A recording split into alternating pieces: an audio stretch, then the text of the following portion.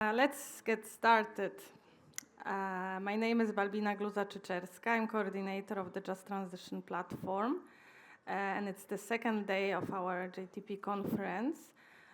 We are today here to celebrate the 5th anniversary of the Just Transition platform on the second day, and we have a full schedule. We have 4 sessions to go.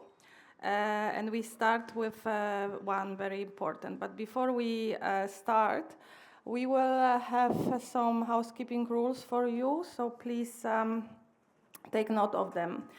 The first one is that if you could keep your phone silent during the sessions. After each session, there is coffee break, and there is also a very nice lunch break. There is a lot of time for networking. But during the sessions, we would really ask you to keep the phone silent.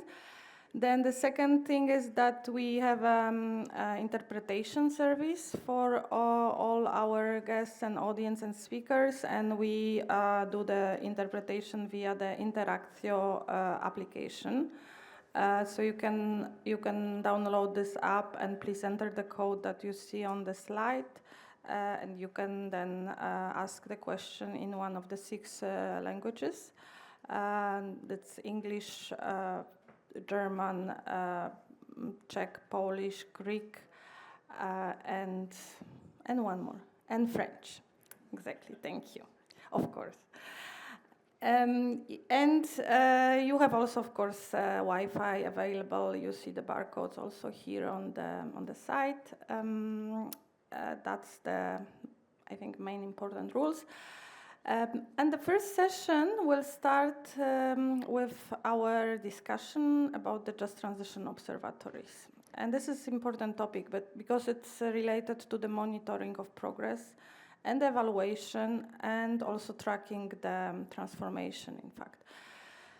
The observatories are helping not only just transition regions in collecting the data, but actually they evaluate the social and economic impacts of the transition. And in the Commission view, they are becoming essential. They are essential tools for evidence-based policy making and transparency and building trust between the institutions and regions and citizens. So the session will begin with 2 opening presentations. First, we will have my colleague Frank Zibern-Thomas, who is head of unit at DG Employment, who will introduce the upcoming European Fair Transition Observatory that aims at providing a European-wide framework for monitoring fair and inclusive transitions. After Frank, we will hear a presentation from Professor Lidia Greco, who is professor at the University of Bari Aldo Moro. And she will tell us about her experience in setting up the observatory. She is now in process of doing so, with also the help of Just Transition platform. So Lidia will basically explain us how to do it. And then we will hear from our panel discussions the very meaningful examples of the observatories that are already established. And we will have 3 great examples from Poland, from Greece, and from Portugal. And the panelists will tell you about their experience, what works and what doesn't work, and also how these observatories can foster the competitiveness and innovation in the regions. So we will explore, in fact, not only how the observatories collect the data, but also how the observatories can or should collaborate with the local and regional level and with the communities, and how they could contribute to building the trust and transparency in the Just Transition process.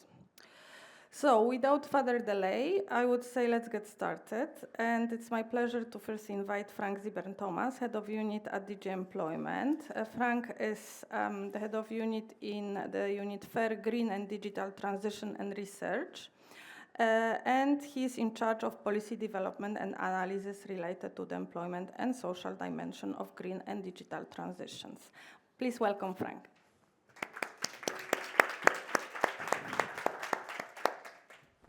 Thank you, Balbina. Thank you, everyone, for this very nice and warm welcome and for the opportunity to speak here today. It's an honor for me and representing DG Employment to be here with you today.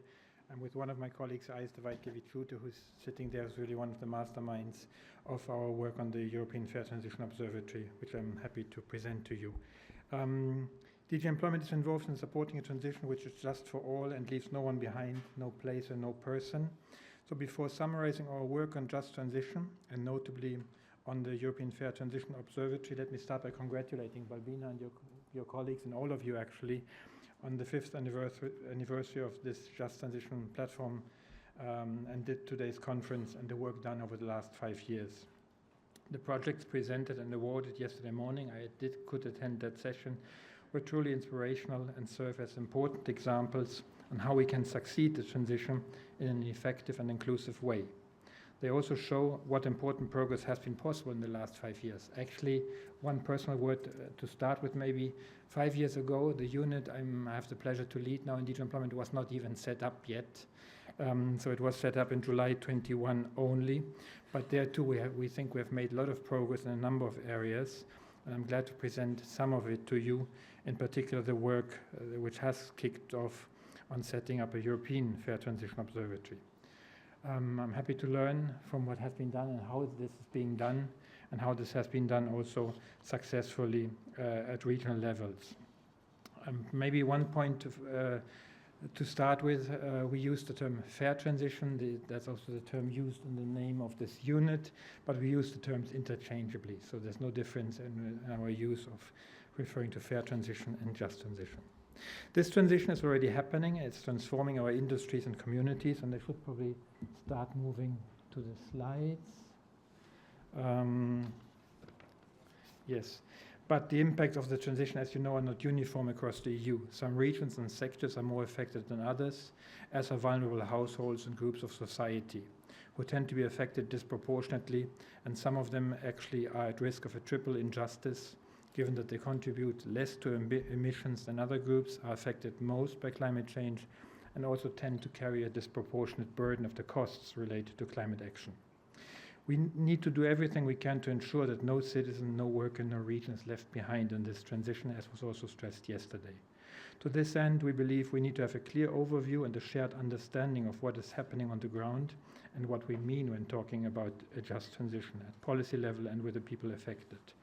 This requires a robust evidence base and granular information, including at sectoral and regional levels, on transformation trends and impacts, which allow us to develop well-informed and targeted policies across all domains to support competitiveness, sustainable prosperity, and well-being for all. And that's, we believe, why observatories play an important role, including at European level. So let me start by saying a word on the policy context and why we are setting up this observatory. While the priorities are evolving in light of geopolitical and economic shifts, we cannot talk about Europe's strategic autonomy, competitiveness, and decarbonization without talking about a just transition, which also remains a priority for the Commission. We have numerous tools at our disposal to support this objective, and this slide tries to show you an overview of such tools and of what we like to call the EU Just Transition Policy Framework we have been developing together with colleagues in Director Generals for Regional Policy, Climate Action, Energy Policy, and many others. This framework obviously includes the Just Transition Mechanism and Just Transition Fund, which was discussed in detail yesterday, as well as many other elements supporting just transitions, of which I would like to highlight 3. The Clean Industrial Deal, the Social Climate Fund, and the so-called Council recommendation on ensuring a fair transition. To start with the Clean Industrial Deal, this is the overarching strategy and common roadmap for sustainable competitiveness and decarbonization of Europe's industry and economy, as was suggested in the Draghi report. This Clean Industrial Deal contains a dedicated chapter on skills and quality jobs for social fairness and just transition, which does repeat the importance of fairness in the context of industrial transformation and sets out concrete initiatives. As one of its flagship initiatives, this Clean Industrial Deal refers to the setup of a European Fair Transition Observatory under this chapter, along with the so-called Union of Skills, which was presented earlier this year, and the forthcoming Quality Jobs Roadmap. This work doesn't start from scratch, though. There are many other initiatives, the Citizen Energy Package and others. I don't go into detail here in the interest of time, but we obviously don't start from scratch. The Fit for 55 package, which was launched in 2021, and which is our roadmap to ensure that we can achieve emissions reduction by 55% by 2030, does include a lot of initiatives which do enshrine a fairness dimension, and it does include in particular the Social Climate Fund and the Council recommendation I mentioned before. Let me focus on the Council recommendation on ensuring a fair transition, which was requested as part of the Fit for 55 package to complement, I would say, existing funding tools like the Just Transition Fund and the Social Climate Fund, which are very important to support regions phasing out fossil fuel and energy-intensive industries, or helping vulnerable households, transport users, and micro-enterprises to address increasing energy and transport costs. But these effects go beyond the uneven impacts on workers, sectors, or regions concerned. Therefore, we were asked and did present a Council recommendation on fair transition, which was adopted by the Council in July 22. And this Council recommendation provides concrete guidance to Member States on how to devise and implement policies addressing employment and social aspects of the transition. It provides a conceptual basis and the initial motivation for setting up a European Fair Transition Observatory. The recommendation centers around four key fairness dimensions you see here in the first row of the recommendation's main structure, and calls upon Member States to put in place comprehensive policy packages that assess and address these four dimensions. They are active support to job quality creation, which includes supporting job-to-job transitions and anticipation and management of change. Second, equal access to quality, affordable, and inclusive education, training, and lifelong learning. Third, fairness of tax benefit systems and social protection systems, including social inclusion policies that help provide income support or help tackle new risks related to the green transition where needed. And fourth, access to affordable, essential services and housing for people and households most affected by the green transition.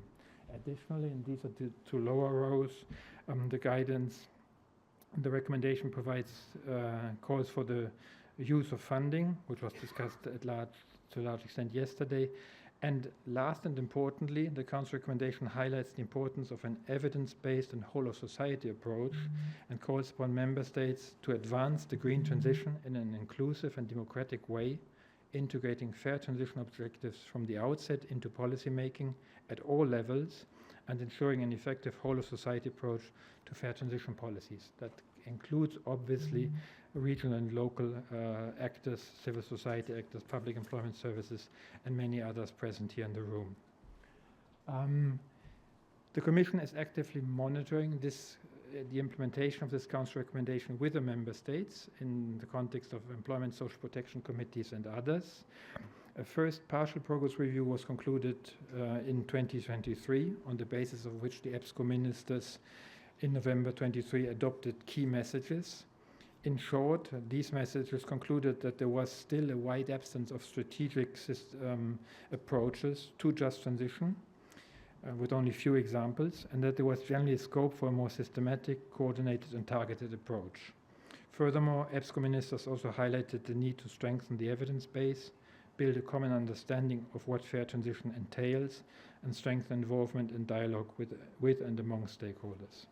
Earlier this year, in May-June, we had a second full implementation review, including Member State discussions with Member States authorities, but also dedicated hearings with stakeholders, including social partners and civil society organizations. The results of this second full progress review will be presented to the Employment Committee and Social Protection Committee this Friday, so you hear of them a bit earlier than they do. They have seen slides, but this is a sneak preview, and the main results overall are shown in this slide and also in the next one, and I probably would like to, in the interest of time, to leave it just as this impression that the review has shown this year that Member States, whom we have asked what measures they have taken since 23, have reported over 500 measures notably addressing employment, education and skills intelligence, fair taxation and social protection. And this heat map shows by member state and by area, by provision, we will share this obviously with you, the number of measures reported. So this is just a quantitative analysis, not yet indicative of quality, but it shows you the uneven also impact and the uneven implementation across member states of the different provisions. A broader range of measures is planned or implemented, particularly in the areas of labor market activation, job transitions and skills development. And there are also promising steps regarding quality job creation in renewable energy sectors. While all member states have demonstrated commitment to the principles of fairness and inclusiveness, however, progress remains uneven, with many measures still at an early stage, important gaps remaining in monitoring, governance and stakeholder engagement, and also lack of targeting to vulnerable groups, low-income, low-skilled groups who continue to be disproportionately exposed. This is the background for the Fair Transition Observatory in its first stage. The Council recommendation, the progress review results, and the Clean Industrial Deal. In addition, numerous stakeholders, as you know, have called to strengthen the EU's Just Transition policy framework and to set up such a dedicated Just Transition Observatory. This includes the European Parliament in a resolution on job creation and just transition of November 23, the Environmental Council in June 24, the several opinions by the European Economic and Social Committee and also the Committee of the Regions, and last but not least, several stakeholders who have asked for this. In short, the objective of this observatory, which we try to set up also in response to both the gaps identified in progress reviews and the calls by stakeholders, is summarized here. We have published a call for tenders in summer 24 and selected a consortium.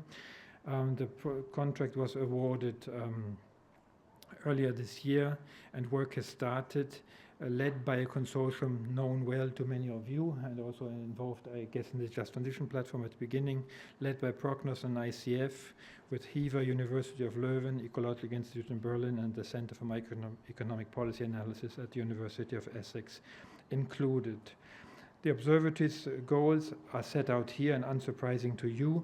So we want to cover this observatory to collect better evidence on fair transition policies, on best practices, and on actual impacts on the ground at all levels relevant.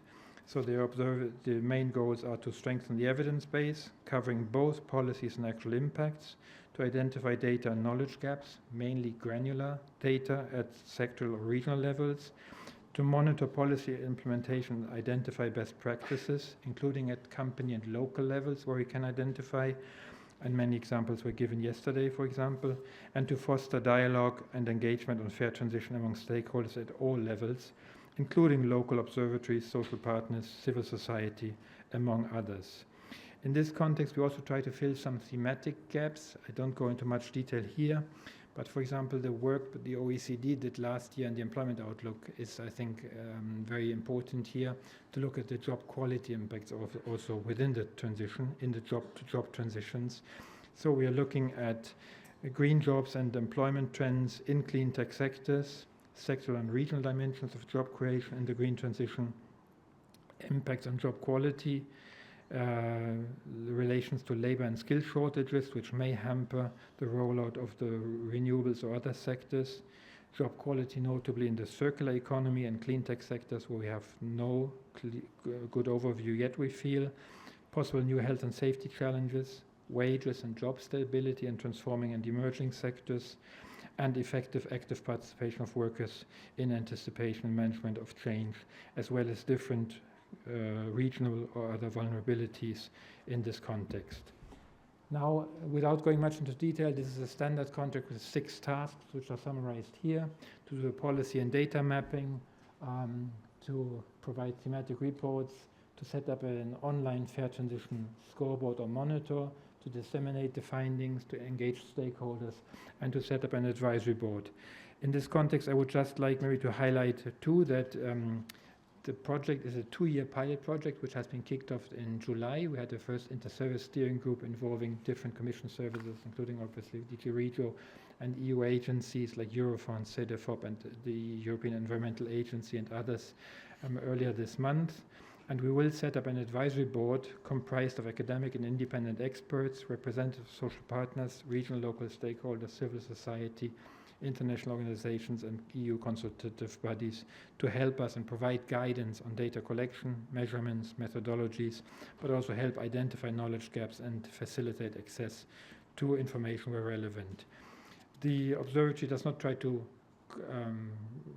reinvent the wheel. Obviously, where information does exist in existing observatories, we build on this, and we also build on the Just Transition platform. In all of these tasks, in particular in tasks 1 and 2, the contractors will hold stakeholder consultations and involve all of you, so we are particularly interested here in hearing from regional and local stakeholders. As we have said, our monitoring looks mainly at the national level and what member states do report mainly at the national level. They may also have some regional examples, but we also want to tap into those and will reach out to you and will involve you in such consultations and also in workshops we're being set up. We also will set up a dedicated newsletter related to the Fair Transition Observatory, which will provide updated information. Coming to an end on the timeline, so we had a kickoff. The research started on August 25 of this year. The official public launch of the observatory is foreseen early 26, as foreseen in the Clean Industrial Deal.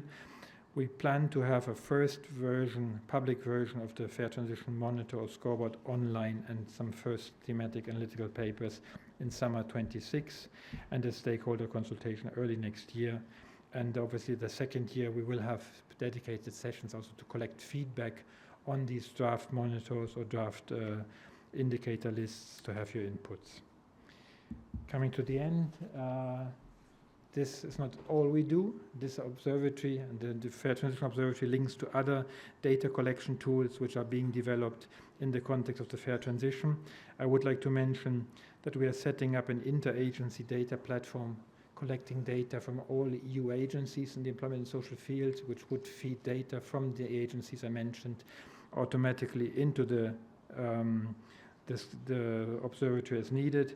And we also have launched a pilot project which we call AI for Fair Transition, which tries to collect and to web scrape and collect data information on fair transition policies in the member states for input into the observatory and for validation by member states. Why do we do this? Because we have seen that in 2 rounds of progress review, member states are a bit overwhelmed with self-assessment questionnaires where we ask them to report on all the dimensions of the fair transition recommendation, which is quite broad. So we want to support this and simplify the process as much as we can. We closely coordinate and track the work done under the Just Transition platform or the Coal Regions in Transition initiative, both of which we expect will contribute to the observatory with a wealth of data, information, and best practices from the regions. We also closely coordinate work with the forthcoming European Skills Intelligence Observatory, which has a broader focus on education systems and skills intelligence. And last but not least, I repeat again that EFTO, as we like to call it, the European Fair Transition Observatory, will actively engage different stakeholders, first via the advisory board members, and second through stakeholder surveys and consultations and different workshops where we do present interim results. With this, I would like to thank you. So let me allow me to end again by congratulating again, by thanking you for the great cooperation over the last 5 years, by this joint ambition to serve a common goal, to design and implement policies at all levels, EU, national, regional, and local, and even global, that help that no one is left behind in the transition, no place and no person. The way ahead is still long and maybe somewhat bumpier than expected, but I'm hopeful that our cooperation will continue and our ambition will not falter. I look forward to finding ourselves maybe 5 years from now in 2030 in a similarly amazing venue to celebrate what we have achieved by then, an emissions reduction of at least 55%, we hope, and also that we celebrate that we have successfully taken along and empowered people, industries, and regions all the way through policies, through observatories, through our stakeholder engagement, and other activities we may want to take forward. Thank you very much for your attention.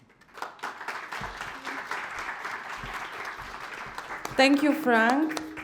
It's fascinating and a lot of work in front of you. Please stay with us. Please take a seat because I think it's important discussion, and it would be good to have also the view of the Commission, DG Employment, on how this process should be done. But I wanted to say that from our side, from Just Transition Platform team, we see the observatory as an extremely important tool and very much needed by us. Of course, there is also gap in data collection and also cooperation with local partners and other observatories. We very much support you in your efforts, and we see a lot of synergies. I think your work will so much help our work. In fact, we are all together in this Just Transition family. So we can wait that the observatory is full in force, and we will then seek for a lot of synergies between these two initiatives for sure. But stay with us, and thank you so much for this rich presentation. I saw many of you taking notes and also doing photos. Don't worry, we will share the presentations on Swapcard. And there will be also recording of this session available on Swapcard, so all this information that Frank now shared on slides will be also made available for you. This being said, I would like to invite now Professor Lidia Greco on stage. Bravo for Lidia. And Lidia, she's associate professor at the University of Bari, Aldo Moro in Italy, and she's professor of economic and labor sociology there. Her main fields of interest are territorial and industrial development, labor markets and policies, gender and third sector. Last but not least, Lidia is also beneficiary of our JTP grant work support. And from Lidia, we will learn actually what to do step by step to have a nice Just Transition Observatory, and whom to call. To call Just Transition Platform, of course. Good morning, everyone. Can you hear me? Can you hear me?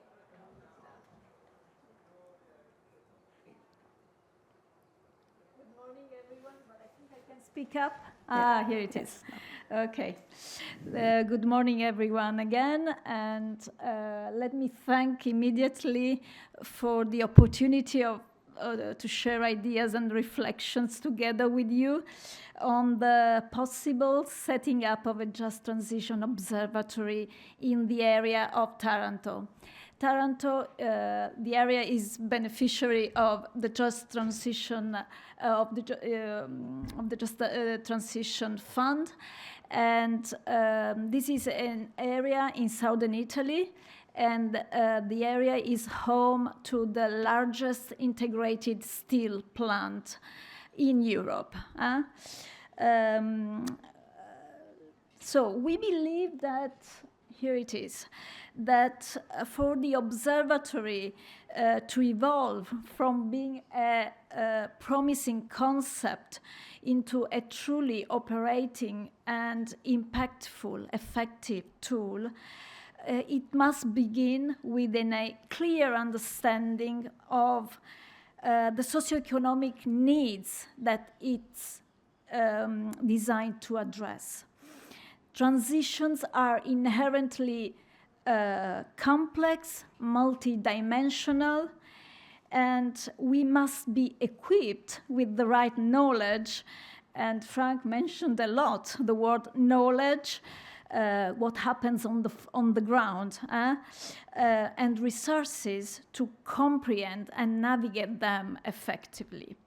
So in this context, monitoring changes, gathering data, analyze data, both, I would say, quantitatively and qualitative data. We need qualitative data, is very, very important. Equally important for us is to ensure the transition at the local level receives strong and sustained support. This is why this process should be carried out in a collaborative and inclusive manner, enabling the region or the area, in this case, to unlock its potential. Now, I want to stress this point. We see this, not only as matter of fostering technological and economic innovation. This is important, of course, but we also think that we need to generate social innovation. So revitalizing communities, strengthen their capacity to adapt to these changes. Changes are not easy. People fear changes, and in our regions, we all have evidence of this fear. What purpose could an observatory serve in the Tarantos area? We're dealing with this process at the moment, but in our opinion, the observatory should be an enabling and capacitating infrastructure tool and capable of empowering various local stakeholders and providing them with the right support so that their ideas and capabilities become reality. When I say capacitating, I'm using a word which is used by the Nobel winner, the Nobel Amartya Sen, and he keeps saying, and he won the Nobel, that it's not sufficient to give resources, financial or other resources, but it's important to this is the idea of capacitating, enable people to convert those resources into meaningful outcomes. So for instance, I'm just linking to what Franz said, we can provide a training course, but and this is important already, but it's also important to make sure that this training course allows people to find good job opportunities. So this is the capacitating bit of the story. So we would like to do something like that. So the observatory tracks changes, provides evidence for policymakers, but also for other knowledge activities, but also accompanies changes and enables them, providing tools, skills, and conditions for transformation to occur. The observatory, maybe we're still defining, finding also a label, might be also a transition lab or laboratory. Is not a project, we see that, it's not a project in a conventional sense, like a self-contained initiative. Rather, it is a dynamic platform. You can also use the word hubs or hub, network, ecosystem, designed to enable, again, and support a multitude of interconnected processes and projects. I give you just an example just to substantiate what I'm saying. I come from a university, I work at the university, and as a university, we develop high-level strategic knowledge and research, which could be shared to produce innovative, scalable projects. This is an example on how this observatory could work. As a university, we engage with a number of stakeholders, different social groups. First of all, students, but also refugees, but also third sector associations. Together with businesses, these groups are the true protagonists of the social and cultural transformation that these regions require. So we think that the university's unique mission can be leveraged to drive meaningful impact. For this reason, the observatory must be open to contributions from other institutions, but also from citizens wishing to participate. And it is should complement other institutions in the regions, so that the institutional fabric is rich, is dense. From a governance perspective, we're working on this point, but we think that it might be a medium institutionalization model in which there is a steering committee, so it's like a core group that defines the core strategic, the strategic direction of the observatory, but this is surrounded by an advisory firm, which is a consultative firm, but also sided by action groups. We think we want to valorize the other social group that are present in the region. I get back, Balbina, to your points and Franz's points about, these European observatories. They shouldn't be seen as static tools, just gathering data and this is it. This is important. This is extremely important because we need to track changes, also to inform a new round of policy making. But I think, and for us, I was talking to my colleagues in advance, this is learning opportunities, but I tell you more, I think that these are extremely useful because at European level, it is not possible by obvious reason to track the evolution of localized trajectories. So we need to to inform this policy making. I think this is extremely important.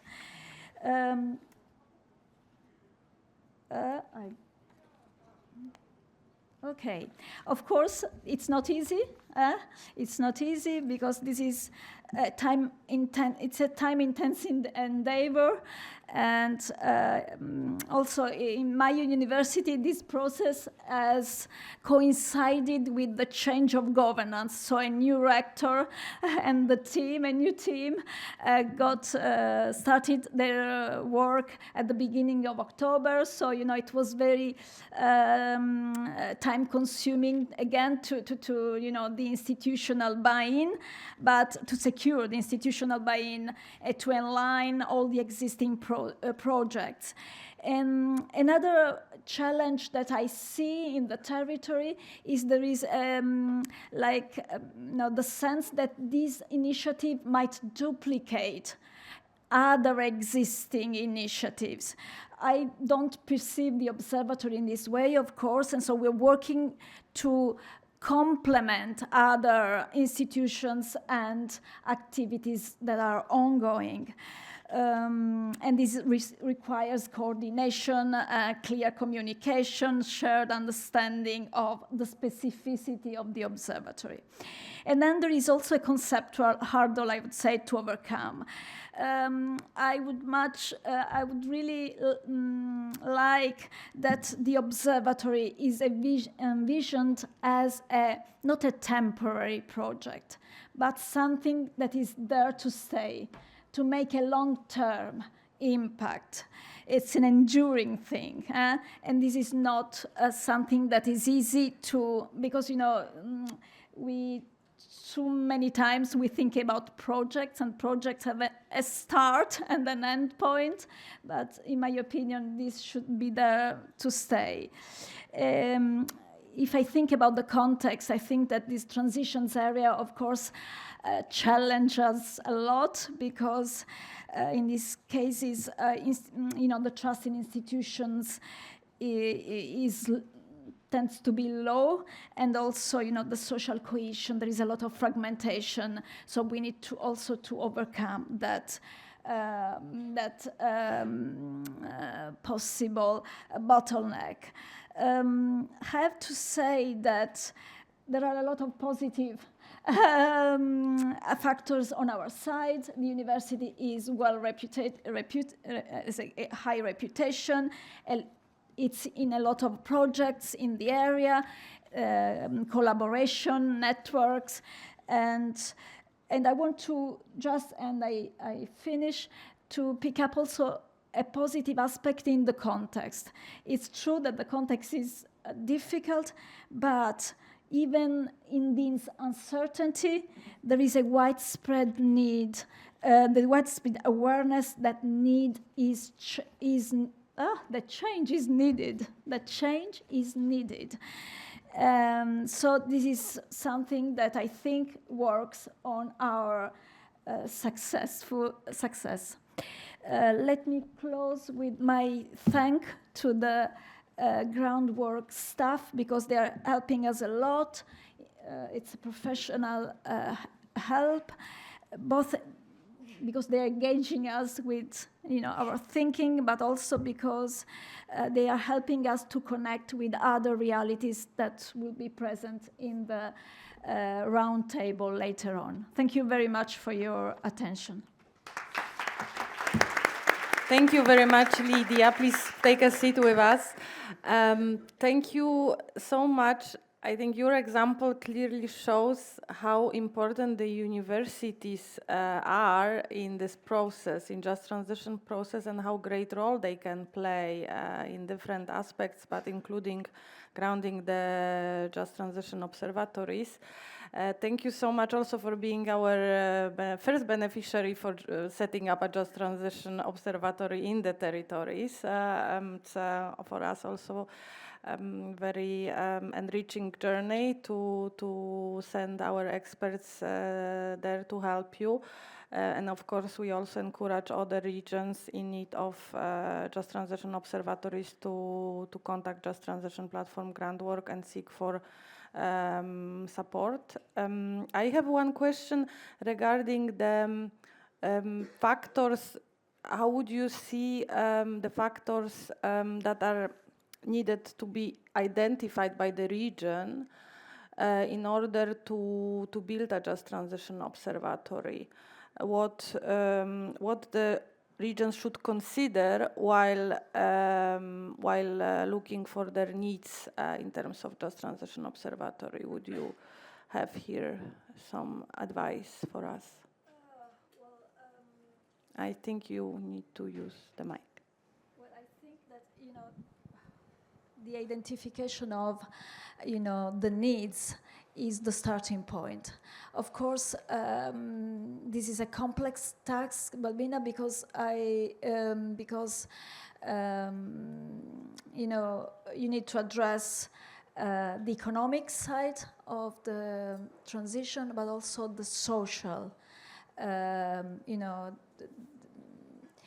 social fabric. You need to work on both areas. So I think that regions are, more used to tackle the economic problems maybe, and it's more immediate.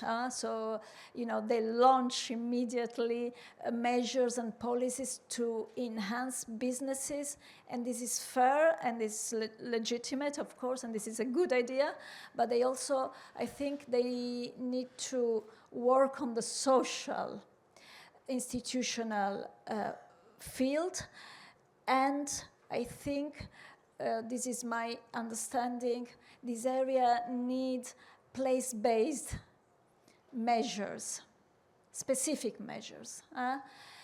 So that's why a transition lab and observatory might be useful, because it's a specific, as the policy, the Just Transition Fund is a policy-based tool, measure.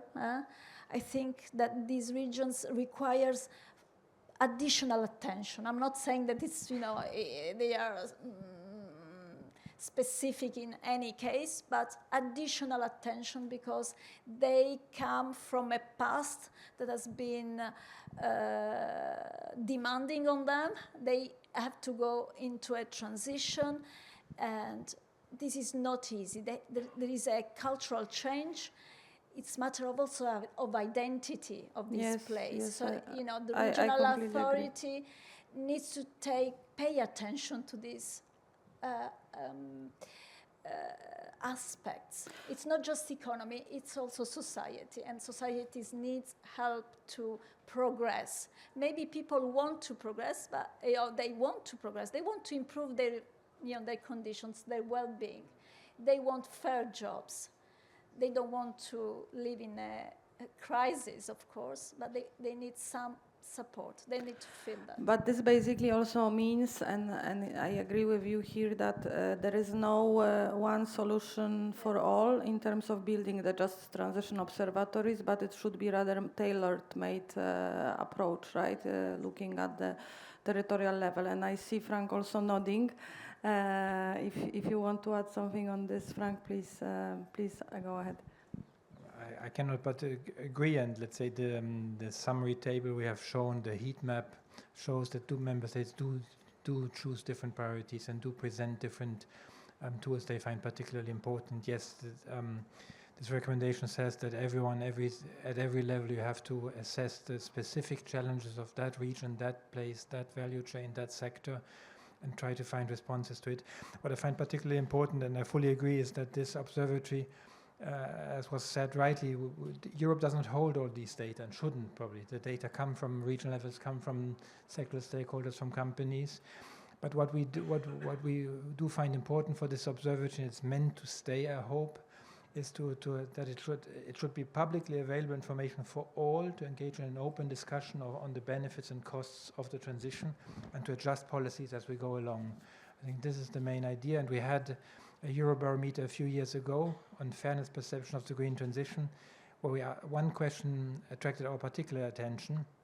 People were supportive of the transition overall, but when you asked them how confident are you that by 2050 you will achieve our goal to have sustainable goods, affordable sustainable goods and services in place, a majority said they are not confident that this happens, and this has an impact on the transition. If you don't have this confidence, if you don't feel empowered to be part of it, so this is one little contribution to it, but one which should increase transparency and engagement of all. Absolutely. Let's move on to the next part of our panel. I would like to invite representatives from three countries, from Greece, Poland and Portugal, who already have created their Just Transition Observatories, to share how actually this is working, what are the successes and what are the challenges. So please welcome on stage Mrs. Małgorzata Staś, Director of Regional Development and Transition Department from Marshal Office of the Silesian Voivodeship in Poland.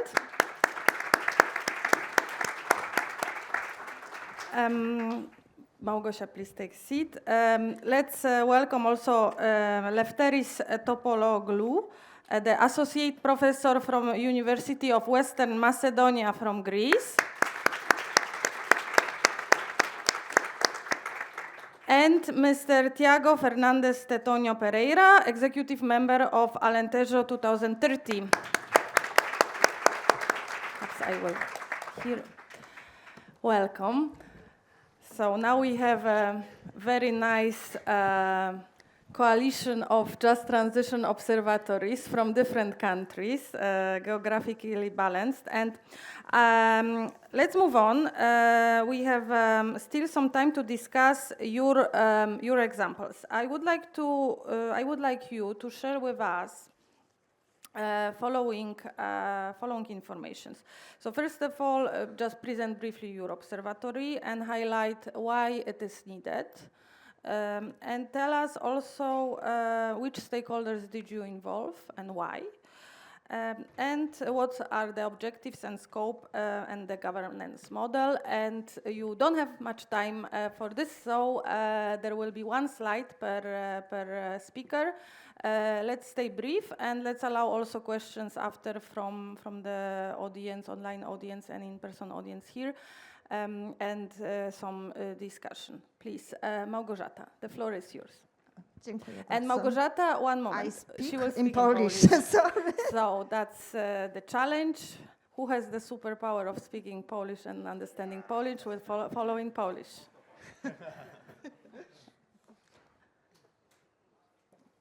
Poczekam chwilkę, aż wszyscy Państwo założycie słuchawki.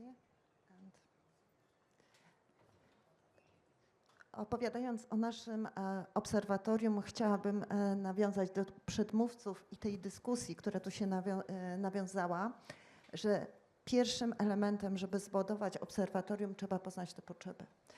I drugim ważnym elementem jest, nie ma jednej recepty na jedno obserwatorium związane z procesem transformacji. Tej recepty nie mamy. Musi być to dostosowane do potrzeb każdego regionu. I to jest szalenie istotne. Nasze obserwatorium jest projektem, który funkcjonuje od roku 2022. Wtedy zastartowaliśmy z naszym obserwatorium i właśnie nasze obserwatorium było finansowane z Europejskiego Funduszu Rozwoju Regionalnego.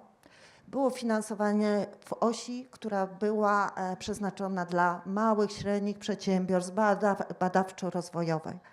I to była ta trudność, bo tak naprawdę, ja będę do Lidii tu bardzo mocno nawiązywać, aspekt gospodarczy szalenie ważny, aspekt transformacyjny, zmiany naszego regionu, tej związanej z energetyką. Ale ludzie, w tym procesie są ludzie i ci ludzie są najważniejsi. Oni muszą chcieć iść z nami w tym procesie. Niestety Fundusz Rozwoju Regionalnego bardziej kierował nas w kierunku gospodarki, ale że my jesteśmy kreatywni, to daliśmy radę. To absolutnie. Ważne, że był i ważne, że zastartowaliśmy. Idea projektu powstała na naszej Radzie do Spraw Transformacji. Nasza Rada do Spraw Transformacji była pierwszym elementem, którym powołaliśmy. W Radzie mamy przedstawicieli zarówno związków zawodowych, firm górniczych, przedsiębiorstw, gmin górniczych, które borykają się, administracji samorządowej, instytucji otoczenia biznesu, instytucji społecznych. To jest szeroka rada, która liczy sobie 71 w tej chwili osób i cały czas chcą do nas dołączyć. Widząc naszą aktywność, nasze spotkania, nasze tematy, które podejmujemy, jest duże zapotrzebowanie w regionie, żeby rozwijać właśnie radę. Ale podczas rady też omawialiśmy, bo przygotowywaliśmy się na nową perspektywę i mieliśmy to szczęście, że dostaliśmy Fundusz Sprawiedliwej Transformacji. I tu też nawiążę do Lidii. Fundusz skrojony na miarę potrzeb transformacyjnych. Fundusz, który pozwala łączyć ten aspekt gospodarczy, społeczny. Tu nie mamy Europejskiego Funduszu Rozwoju Regionalnego i nie mamy Europejskiego Funduszu Społecznego. Dlatego, jeżeli ktoś z Państwa mnie już słyszał, ja zawsze będę powtarzać, jestem fanką Funduszu Sprawiedliwej Transformacji, bo daje to, czego te dwa fundusze nie mogą dać. My w jednym działaniu, w jednym projekcie możemy skierować działania na dywersyfikację, zmianę, infrastrukturę, ale równocześnie możemy skierować działania do ludzi. I to w tym funduszu jest naprawdę bezcenne. I druga edycja, drugi projekt już był realizowany z Funduszu Sprawiedliwej Transformacji i wzięliśmy oddech. Jeżeli chodzi o pierwszy nasz projekt, kiedy powstało obserwatorium, kiedy właśnie na Radzie omawialiśmy projekty, to wtedy pod nową perspektywę 2021-2027, źle mówię, bo już dzisiaj mówimy o innej perspektywie całkiem nowej, zapadła potrzeba powstania właśnie takiego obserwatorium, które monitorowałoby te procesy, które zachodzą, które by kierunkowało projekty w regionie, żeby te projekty były cenne, żeby jak najbardziej wykorzystać dostępne środki, nie tylko te, które płyną z funduszy, ale też te, które są dostępne w przedsiębiorstwach, w regionie, publiczne środki, żeby to jak najlepiej wykorzystać, żeby rozmawiać o tej transformacji. I wtedy razem z Głównym Instytutem Górnictwa, razem z Związkiem Zawodowym Górników w Polsce i Górniczą Izbą Przemysłowo-Handlową stworzyliśmy pierwszy zalążek obserwatorium. Liderem był region. Liderem wzięliśmy my, jakby liderowanie temu projektowi. Ten projekt był nastawiony na rozmowę z przedsiębiorcami okołogórniczymi. Było to też bardzo fajne doświadczenie, bo my jako urzędnicy jesteśmy trochę inaczej postrzegani przez te środowiska. Tu, kiedy ja usiadłam z prezesem Izby i zaczęłam rozmawiać z firmami okołogórniczymi, one zaczęły się na mnie bardziej otwierać. Zaczęły czasami nawet mówić o tych, przekazywać informacje, które zaczęły mi ufać, czyli przekazywać informacje, w jaki kierunku by się zdywersyfikowały. To był bardzo ważny element. Drugi bardzo ważny też element to był ten, kiedy usiedliśmy z Związkiem Zawodowym Górników. I pamiętam, dla mnie to były najpiękniejsze słowa realizacji projektu, kiedy nasza pani Bożenka, bardzo wspaniała kobieta, która z tego ramienia zajmuje się właśnie projektem, powiedziała, to jest niemożliwe, przy jednym stole w małej gminie wśród przedsiębiorca, samorząd, byliśmy my i rozmawialiśmy, co zrobić. I to było to, co spowodowało, że powiedzieliśmy, tak, musimy zrobić te działania. No i drugie obserwatorium, dzięki Funduszowi Sprawiedliwej Transformacji już zupełnie inaczej poprowadzone, z większą liczbą partnerów, bo tutaj już mamy aż 7 partnerów. I tutaj do nas dołączył oprócz Głównego Instytutu Górnictwa Uniwersytet Ekonomiczny, bo te badania, te dane, to są niesamowite ważne, ale zaraz powiem, co pięknego jest w Uniwersytecie Ekonomicznym, który działania jeszcze uniwersytet realizuje. Do Związku Zawodowego Górników Porozumienie Związków Zawodowych Kadra dołączyło do nas. Do Izby dołączyła Katowicka Strefa Ekonomiczna, ale też nie baliśmy się i wzięliśmy organizację pozarządową, jaką jest Polska Sieć Zielona. Czyli też mówimy o totalnej zmianie, tak? Nie boimy się rozmowy, nie boimy się, że tutaj z jednej strony mamy osoby, które angażują się i są w procesie właśnie związanym z węglem, a z drugiej strony mamy te osoby, które mówią idźcie na zielono. Ta dyskusja jest szalenie potrzebna. I oczywiście u nas są badania, zlecamy badania, przeprowadzamy analizy, wychodzimy do górników, żeby te analizy przeprowadzić, wychodzimy do ludzi młodych, wychodzimy do mieszkańców małej, dużej gminy, patrzymy, jakie jest zapotrzebowanie, jak ten proces przeprowadzić. Ale o wiele cenniejsze są działania, które są i tu też do Lidii nawiążę, w sercu mi tutaj te słowa o ludziach, czyli to, kiedy my siadamy, mamy kawiarenkę biznesową, kiedy siadamy z przedsiębiorcami, kiedy rozmawiamy o ich potrzebach, kiedy stworzyliśmy filmik Śląską Moc, czyli to jest filmik, który tak naprawdę pokazuje ludzi, którzy skorzystali z funduszy europejskich, którzy byli związani i pracowali w górnictwie i teraz pracują zupełnie w innych branżach, tak? Branży z zielonym przemysłem w OZE. Pani, która dzisiaj jest tatuażem, ma centrum tatuażu, ale zaczęła działać, przeszkoliła się i to są malutkie rzeczy, to są drobne rzeczy, ale naprawdę są wielkie i dzięki temu i dzięki tej współpracy ze strefą wspieramy przedsiębiorców, szkolimy ich dodatkowo i jakby też pokazujemy i pomagamy im w projektach, tak? Żeby te projekty, które są składane, a teraz dyskutujemy o przyszłości, dzisiaj to tym bardziej nam zależy, jak już jesteśmy na końcu, żeby jak najlepsze projekty zostały złożone do Funduszu Sprawiedliwej Transformacji, żeby jak najlepiej wykorzystać jakby szansę, którą im daje ten fundusz. Więc to jest też bardzo, bardzo cenna rzecz. No i też ta cała dyskusja z tymi dalej prowadzona z tymi firmami okołogórniczymi, bezcenna. Uniwersytet Ekonomiczny, uniwersytet robi Urban Laby. Rzecz, która jest też bardzo fajna i cenna, gdzie tak naprawdę razem z gminą bierzemy ten teren, który jest postindustrialny, pokopalniany, tak na przykładzie teraz KWK Bobrek, i tam wchodzą studenci z uniwersytetu, wchodzą studenci z Politechniki i razem rozmawiamy, oczywiście z władzami, oczywiście razem z kopalnią, rozmawiamy, jak to zmienić ten obszar.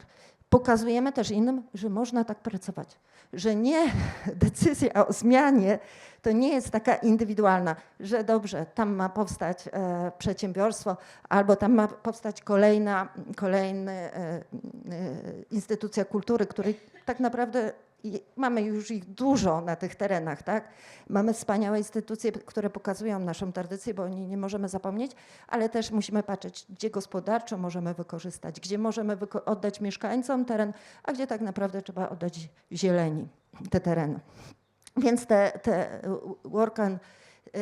te laby, te nasze urban laby, to jest też bardzo fajna rzecz i tu uniwersytet bardzo mocno jakby nas wspiera. I coś, co też jest satysfakcją naszą, bo związki zawodowe, spotkania przy kopalniach, które będą zamykane. To są trudne spotkania. Nie powiemy, czasami wieje grozą, smutkiem, ale je trzeba odbyć. Niektóre z nich dają takie też poczucie, że ci ludzie wiedzą, że ma nastąpić zmiana. Oni wiedzą, że muszą podążyć. I jak badania na przykład pokazują, że część z nich chce zmienić zawód i my chcemy im pokazać, no bo tak naprawdę na rynku potrzebujemy dziś pracowników. My nie chcemy, żeby oni odeszli i byli na emeryturach. My chcemy ten potencjał zachować, a tam naprawdę jest niesamowity potencjał ludzki z niesamowitą wiedzą, więc staramy im się pokazywać to, że mogą się zmienić, mogą iść w drugą stronę. Z jednej strony obserwatorium to badania, tak? My mamy obserwatorium w województwie śląskim, nasze obserwatoria związane z regionalną strategią innowacji istnieją od zawsze. Zawsze obserwowaliśmy w tych naszych specjalizacjach regionalnych to, co jest ważne, monitorowaliśmy, robiliśmy badania. Ale te obserwatoria są zgoła inne. Te obserwatorium musi angażować ludzi, musi być realizowane w partnerstwie. I podkreślam to, co powiedzieli moi przedmówcy. Ono musi być skrojone na miarę, bo tak jak my w województwie śląskim mamy 7 podregionów, 7 różnych podregionów objętych procesem sprawiedliwej transformacji i każdy z tych podregionów jest inny. Jeden jest bardziej rozwinięty podregion gliwicki, katowicki, który przemocno ma przemyślaną transformację. Ale mamy słabsze podregiony, podregion bielski, bytomski, znaczy nie, bielski jest też dosyć mocno ukierunkowany, ale bytomski, który potrzebuje zupełnie innego wsparcia i zupełnie innej rozmowy. Oprócz tego monitoringu i tego podążania, gdzie, jak dywersyfikować, w jakich kierunkach region musi się zmieniać. Ważne jest też, żebyśmy wspierali wszystkich partnerów w naszym regionie, wszystkie instytucje, przedsiębiorców, ludzi do podążenia tą zmianą. I to w tych obserwatoriach jest szalenie ważne. 3 minuty nie trwało. Bardzo Ci dziękuję. Myślę, że I will maybe continue in English, sorry. I think it's easier for the audience. Thank you so much, Małgorzata. And in fact, your example shows how complex this process is and how huge work is involved and how important the partnership principle is in that. Let's move on to 2 other speakers so that they have chance to present their observatories as well. And then we will maybe have also time to discuss some questions. Maybe Tiago, let's start with you now. Okay. Works? Okay. Good morning, all, and thanks for the invite and congrats this fantastic organization, Balbina, and all the team. Compliment my colleagues, and I think we need to talk at the beginning of the history. Then we will never finish. Yeah, because the Commission create this new fund, okay, make a new regulation, and the regions like Alentejo regions need to implement that, need to design a just transition plan. And I tell you a secret, because I see in the room a person that have importance on that Finnish topic. We promote a large discussion in our region to the contributions of the GTF plan, okay? And the expectation of our territory is huge, because this new fund create this big expectation on territory. But the regulation and the programming phase not adapt of this huge expectation on territory. And I see in the room Enrico that helps to write the final sentences of the just transition plan on DigiRegio room. So it's very complex, the programming phase. And when we thinking the model governance of GTF in Alentejo region, we in the democratic way, we think that makes sense this kind of observatory. Because if you look at our stakeholders, are the same that contribute to the just transition plan. So it's important to have in the same table the people that contribute to make a plan and the same people, organizations to implement and monitoring. So I think is not only a bottom-up approach, but a democratic and strategic way. And we have 5 municipalities in in this sub-region, and we make meetings in rotative way in these 5 municipalities, and that help on the representative questions and the democratic way too. In the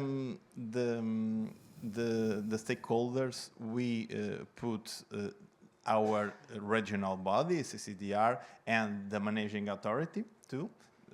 Is very useful to make that kind of coordination, but we have the large enterprises too. So we have in this observatory the enterprises that close the power plant facility. So it's very useful to have and to look the employment questions, the training questions of these large enterprises, the labor unions too. But we have some innovative questions related, for example, the youth association in observatories. So we work with 2 youth associations, and this is a very interesting job.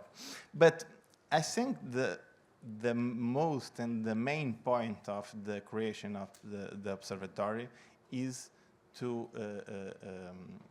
put at the same level the information of the partners and the members of the territory. So the managing and the regional authority have some strategic information related to our articulation to the Commission, DigiRegio, Digi Employment 2. New things related to the regulation and what kind of reprogramming phases we have on the status of the implementing. The data that we have in our system, so it's very important to share to all members the data. And what kind of projects we have in the territory. So we have the main issue related to the innovative investment in our territory, because the calls we launch have a large demand of tourism and not the other strategic sector. So we reflect and promote the discussion on the observatory, what kind of calls we need to launch on the territory to put other enterprises, other SMEs to contribute to the GTF. And for example, other questions related to the communication and the perspective of the people have of this new fund in the territory. So, the main, I return on that idea, the main point is to put the same level of information. And the governance model is so simple. We have 3 simple structures. One permanent council that makes the agenda and contribute what kind of discussion we need to have, what kind of information we need to share. The General Council, and this is the most important body on the model governance, and technical units to solve and to work specific and critical questions. And in one sentence. yeah.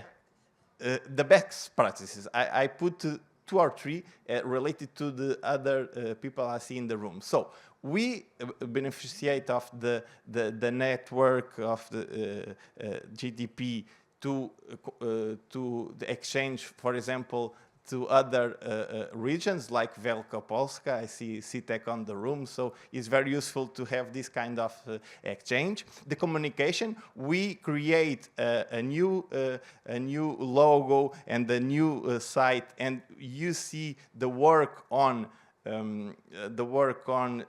Observatory 2 on that website. And I think in the final of the day, the GTF, but the observatory needs to work on the freedom to stay at the local too, and to attract and retain talent. And we have a fantastic job in talent booster mechanism in this topic too. So I think the observatory needs to communicate to other model governance of the program, for example, the monitoring committee and other innovative project that we have in our region. Thank you, Balbina. Thank you. Thank you very much. I see this nice slide with all these main points, and it's easy now to compare also between all these observatories that are in place. So it's very, very useful, and of course, democratic access to knowledge. I think it's the fundament actually of all observatories that are now in force. Let's move on to Greece to also see how it looks like in Greece. 5 minutes for you, Lefteris. I know you are always very straight to the point, so let's do it together. And then we will have some time for questions. I have the most difficult task. Of course. Okay, thank you. Thank you very much for the floor. It's a great pleasure for me to participate in this very, very interesting debate and discussion on how just transition observatories can help us and move on from, I would say, from monitoring stage to managing one. Okay, let's starting off with what we have learned so far. What we have seen in recent years is the emergence of just transition observatories across Europe. It's a growing and a very promising, I would say, effort to provide, let's say, a diagnostic backbone of the transition. These observatories are starting to collect socioeconomic data, environmental, spatial data, etc., in order to help policymakers to see what was previously invisible. For instance, the social and spatial impact of decarbonization, first. The changing structure of local labor markets, second.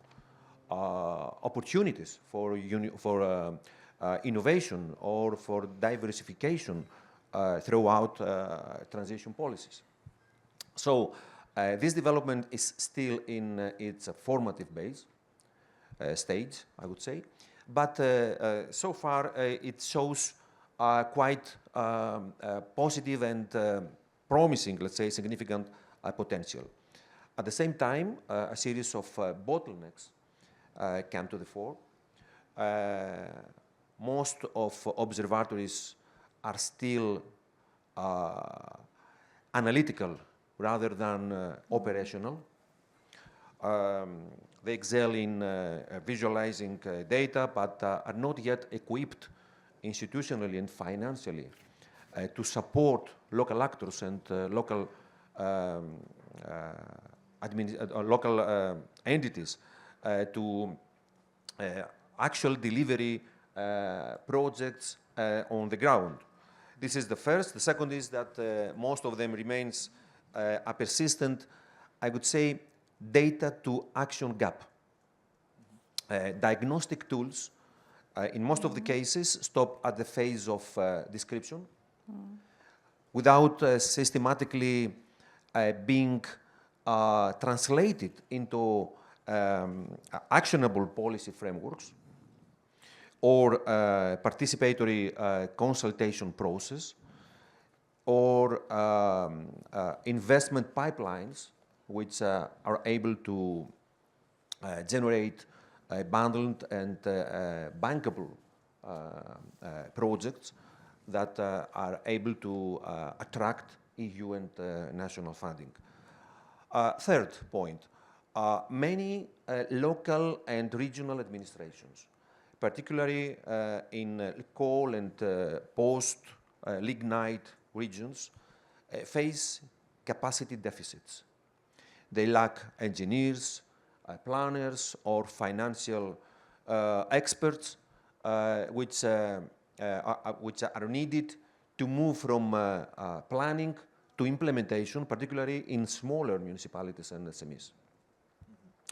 And finally, another bottleneck I would like to address is the fragmented finance, these limited impacts. For instance, complex financial rules or overlapping financial resources make it difficult to turn insight into action and to help policymakers in practice. However, there are some positive lessons from all this process. We identify evidence shows that when observatories are anchored in trusted institutions, such as universities or regional governance, and linked with the territorial just transition plans, then gain legitimacy and continuity.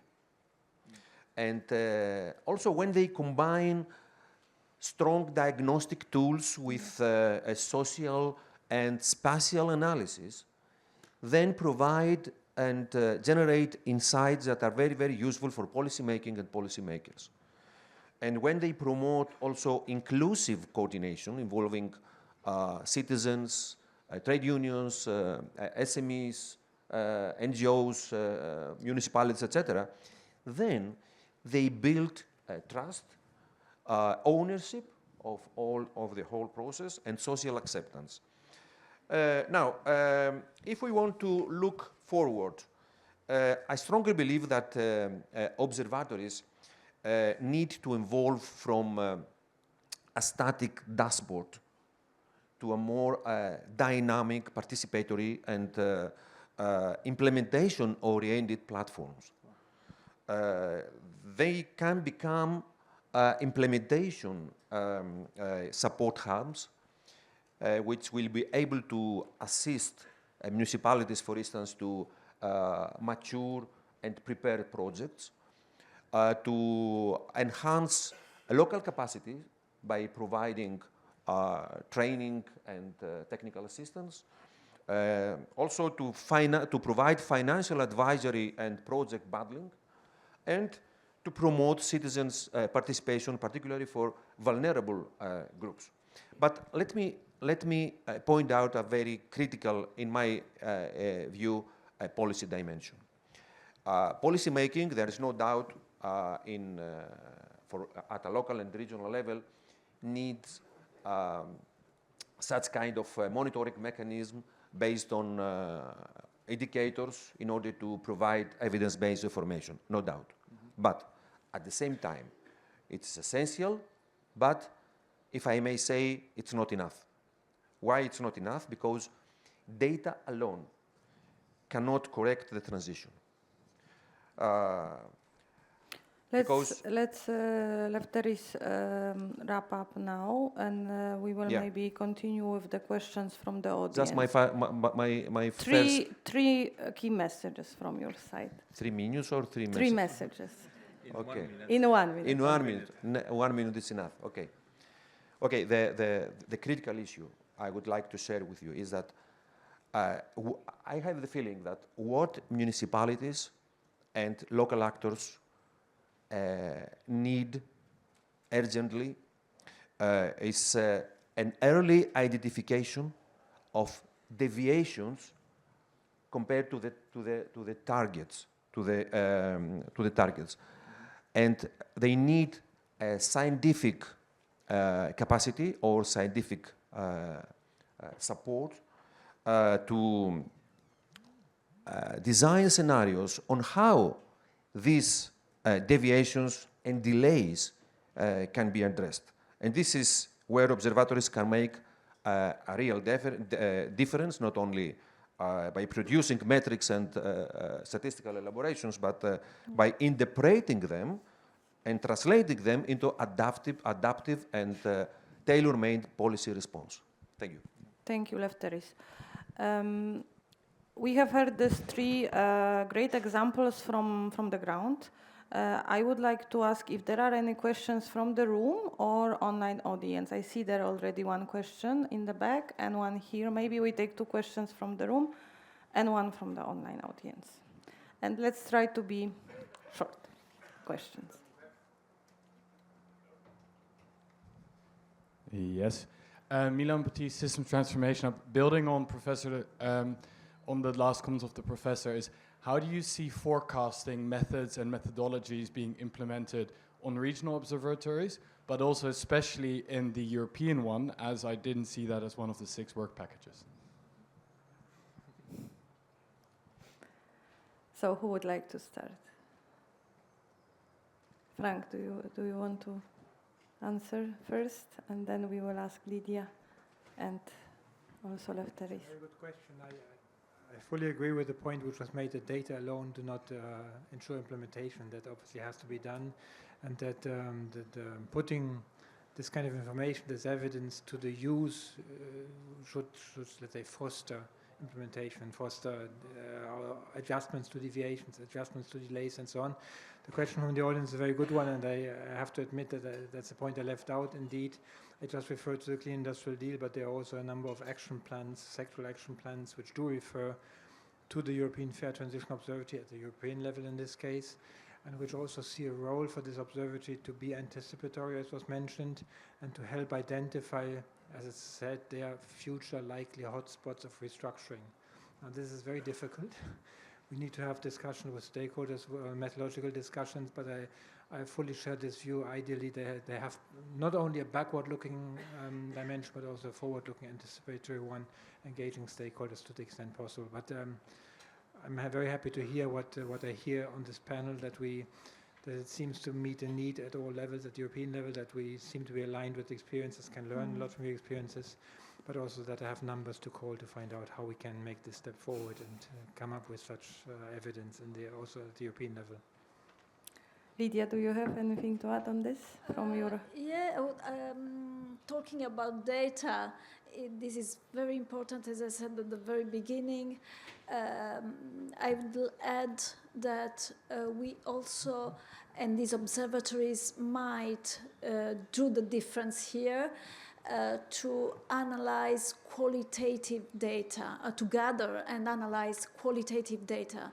I just give you an example so that I'm clear, about jobs. And also, qualitative data are important to address what, the unit of France is doing, address the fair transition. So if I transit from a job which is well paid, stable, with good working conditions, to a job that is not I'm making a transition, but it's not desirable. So I think, quantitative data is important. So models, spatial analysis is very much important, what Lefteris has just told us. Plus, I would say, let's add this qualitative aspect that tell us, the quality of what we do, the quality of the phenomenon that we look at. So I very much support this view, because you can qualify the transition only if you enter the data and analyze them qualitatively, not how many jobs. This is important, of course. I'm not underscoring this. But this is also important to give people, a future, a desirable future and change. And this is, the fair transition is about this kind of stuff. Very briefly, there are many methodologies regarding forecasting and elaborating data, no doubt. Just to let you know that in Western Macedonia, in the University of Western Macedonia, we have been established a Just Transition Observatory within the context of a research project funded by the Hellenic Foundation for Research and Innovation. It's an academic and research-based initiative, not institutionally connected with the territorial just transition plan and the managing authority, of course, which is based in Athens. Of course, we are in ongoing discussion with them to find out how we could translate all this job into tangible outcomes and to help our communities. But I fully agree with Lydia that, okay, we have a lot of data, quantitative data. We established a team of 5 GIS experts and working intensively on this. But at the same time, we need qualitative data first, and we need data on the ground. This means qualitative research to get the voices of people and translate them into policy making. So we run out of time, but can we, Clara, take 5 more minutes to address 2 more questions? If you agree, if the panelists agree to have shorter coffee break? Because I see that there was 1 more question from the room. Please go ahead. And then 1 from the online audience. And we will, of course, wrap up very soon. Thank you so much. Gusta Gurchneta, Just Transition Researcher from University of Oxford. I have a question from Mr. Seaburn Thomas on European Just Transition Observatory. So in your introduction, you've mentioned that the Just Transition Observatory adopted this wider definition of just transition that is highlighted in the Council recommendation, which also brings in aspects such as fair taxation, social protection. And we know that given the competencies of European Commission and perhaps political will more broadly, we necessarily don't have dedicated legislative measures at EU level on these aspects. So building on the discussion that we've had before, how would the European Just Transition Observatory anticipate bridging this gap between information collection and policy action given these limitations? Yeah, Frank, the question was to you. It's a very good question.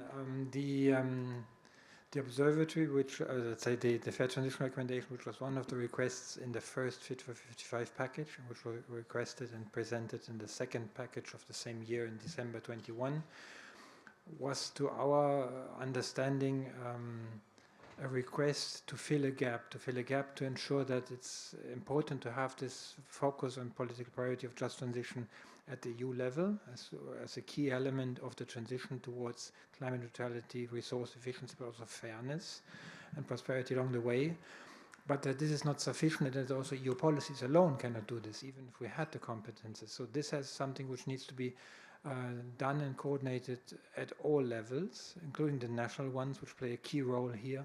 I think this is the gap this recommendation tries to fill. It's a legally non-binding instrument, it's true, but we do see a reaction from member states who are, let's say, a bit overwhelmed, honestly, because this is a broad recommendation. It also taps into existing recommendations on education for sustainability, on training-related aspects, and so on. So it brings together different elements which do exist, but they are a bit overwhelmed because it relates to so many policy areas that need to be filled, and coordination is needed beyond the field of labor and social policies, energy policies, regional policies, many others. I think this is the added value, and it's not questioned. I think stakeholders do not request, or member states do not request, that this has to be solved at European level. On the contrary, they want to be master of this game, and they I'm not sure, I can't say much on funding in this context here, but the recommendation I showed on funding was a very generic one. This was drafted before the Social Climate Fund was proposed. But it's one which says make good use of funding at all levels. So again, the recommendation is not particularly specific here. This is also a decision, obviously, to be made politically, which we cannot preempt here, but which is up for discussion. So in that sense, the feedback we get is a positive one. Member states take it seriously while finding it overwhelming. They see the need to invest in this and to find the right answers at the right level. And it doesn't require, I believe, specific action on all of these elements at the EU level or regulation at EU level on all of those. Thank you, Frank. I know that the panelists will stay with us through the day and during the coffee break. So, of course, if you have more questions, then please approach them. But let's take one question from the online audience because they don't have this chance.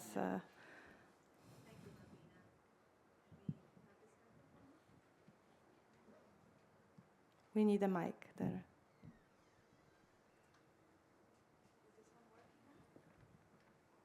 It's not working.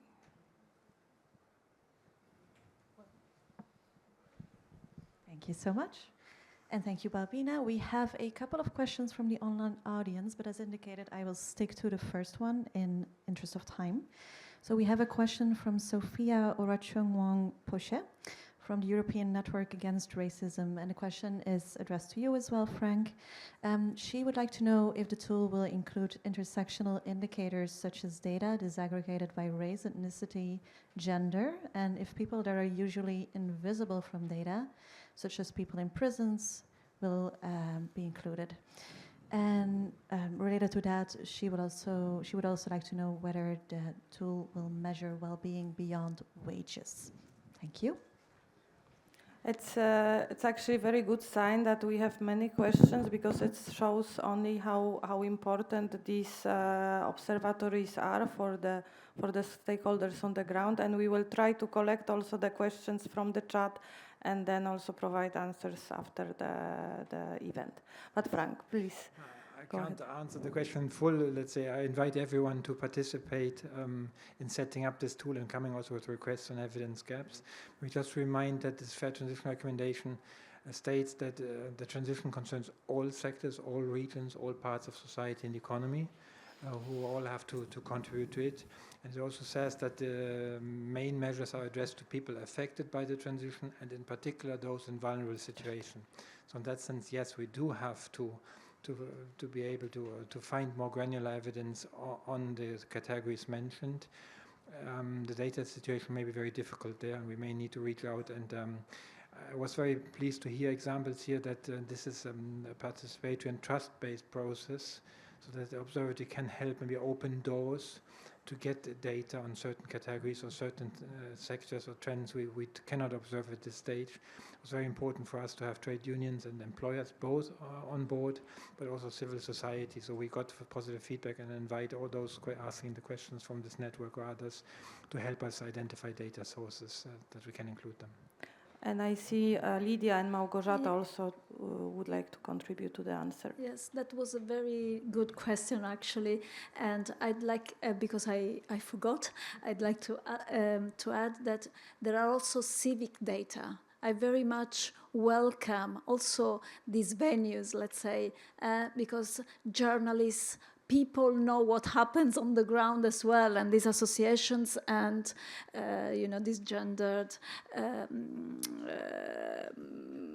they know what happens and they can contribute to build up data, but knowledge. When we talk about, when we talk about data, we talk about knowledge, and so we should enhance this type of peoples-based knowledge.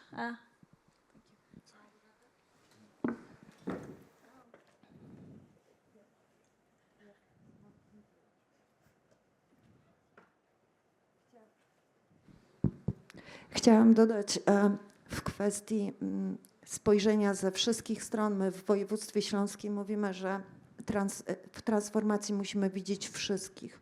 Musimy widzieć też kobiety, które wspierały mężczyzn, którzy pracują w górnictwie. Musimy też mieć plan i wsparcie dla tych kobiet. Zresztą też kobiety są zatrudnione jakby w tej sferze, która ulega dywersyfikacji. Zresztą jedno z naszych spotkań, taki cykl spotkań, bo w Polsce 8 marca jest Dzień Kobiet i robimy właśnie takie spotkania dedykowane kobietom i problemom kobiet. I jedno ze spotkań właśnie było dedykowane kobiety w transformacji. Jaka ich rola jest na różnych szczeblach, w różnych miejscach i jest ona szalenie ważna. I tu chcę podkreślić, że do transformacji należy podejść zarówno w danych, bo te dane też zbieramy, też monitorujemy w kontekście kobiet, mężczyzn i innych również środowisk. Do transformacji różnie należy podejść w kontekście rodziny związanej z całym tym procesem transformacji. Więc to jest szalenie ważne. Z jednej strony dane, a w drugiej strony właśnie prowadzenie tych procesów, które ujmują wszystkich i też kobiety. Zresztą po tym naszym 8 marca stwierdziliśmy, że transformacja jest kobietą. Także tyle chciałam powiedzieć. Thank you very much. And indeed, this is something what we repeat very often, that just transition is not only about the workers, but about the whole households and ecosystems around the workers in the territories. So I would like to thank you very much. I made some notes, so I will just very quickly summarize my reflections of today based on your interventions.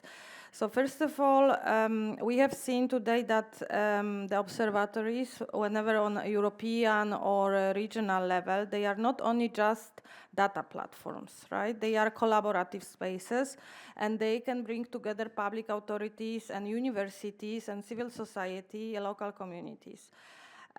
We need to ensure that they are not only fair and evidence-based, but also inclusive and transparent, so this partnership approach again as a key. Secondly, the examples from Portugal, Greece and Poland, they showed us that even while each region faces own challenges, then actually the core principle is the same. It must be strong governance and open dialogue, and also a clear vision for the observatory, what is the objective. Thirdly, the observatories can also go beyond the monitoring. You mentioned innovation. You also demonstrated how they enhance the competitiveness of the region. So they can be helping territories to turn these challenges of transition into opportunities. And finally, I think what I see is also the need of connecting these observatories and maybe having some European community of practice of the European observatories that could be done within the Just Transition platform with the Fair Transition Observatory at the EU level.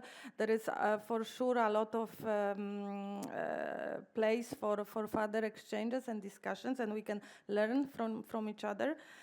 As we celebrate now the 5th anniversary of the Just Transition platform, I would say that this is really essential to collaborate and to have some common effort on the ground. So thank you once again, and thank you to our panelists, and please let's thank them again with our bravo to Frank Zibern-Thomas, Lidia Greco, Małgorzata Staś, Lefteris, and Tiago Pereira.